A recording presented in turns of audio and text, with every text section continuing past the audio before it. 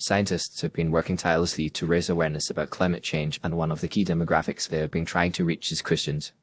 However, some individuals have accused scientists of attempting to manipulate Christians about climate change. It is essential to examine the ways in which scientists interact with Christians on this issue and determine whether manipulation is indeed occurring. One way scientists try to engage with Christians is by using a religious language and framing climate change as a moral issue. For example, some scientists have pointed out that caring for the environment is a biblical mandate, citing passages such as Genesis 2:15, which instructs humans to take care of the earth. By using this type of language, scientists hope to appeal to Christians' sense of moral responsibility and encourage them to take action on climate change. However, some critics argue that this approach is manipulative, as it uses religious language to persuade Christians to adopt a particular scientific viewpoint. Another way scientists try to engage with Christians is by partnering with religious leaders and organizations. For instance, the Evangelical Environmental Network, a Christian organization, has worked with scientists to promote environmental stewardship and climate action within the Christian community. This partnership has helped to raise awareness about climate change among Christians and has encouraged some churches to take action on the issue. However, some critics argue that this type of partnership can be seen as manipulative, as it uses the influence of religious leaders to promote a particular scientific agenda. Some scientists have also tried to engage with Christians by addressing their concerns and misconceptions about climate change. For example, some Christians have expressed skepticism about climate change, citing the biblical account of creation and the idea that God is in control of the earth.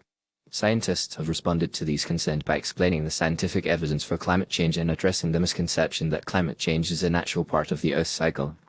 However, some critics argue that this approach can be seen as condescending or manipulative, as it implies that Christians are not capable of understanding the science behind climate change. It is also worth noting that some scientists have been accused of using alarmist language to try to persuade Christians to take action on climate change. For example, some scientists have warned of catastrophic consequences if climate change is not addressed, such as rising sea levels, more frequent natural disasters, and severe droughts. While these warnings are based on scientific evidence, some critics argue that they are exaggerated or sensationalized, and that they are intended to scare Christians into taking action rather than encouraging them to think critically about the issue. Despite these criticisms, it is essential to recognize that scientists are not trying to manipulate Christians about climate change.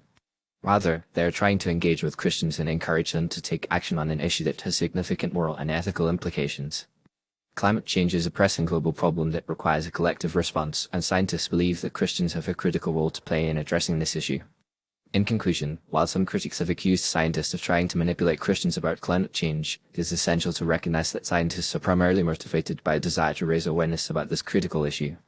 By using religious language, partnering with religious leaders, addressing concerns and misconceptions, and warning of the consequences of inaction, scientists are trying to engage with Christians and encourage them to take action on climate change.